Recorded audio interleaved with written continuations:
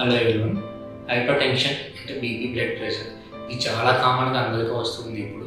అది సరిగ్గా ట్రీట్ చేసుకోవడం వల్ల, టాబ్లెట్స్ రెగ్యులర్గా యూజ్ చేయకపోవడం వల్ల కాంప్లికేషన్స్లో ల్యాండ్ అయిపోతున్నారు. అది కిడ్నీ ఫెయిల్యూర్ కావచ్చు, హార్ట్ అటాక్స్ కావచ్చు, బ్రెయిన్ స్ట్రోక్స్ కావచ్చు. మనకి మామూలుగా ఐడియల్ బీపీ అంటే 120/80 ఉండాలి.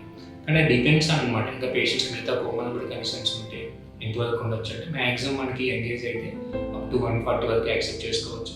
ఏజ్ అబౌవ్ 60 అయితే అప్ టు 150 వరకు యాక్సెప్ట్ చేసుకోవచ్చు. ఇది సిస్టోలిక్ అనమాట.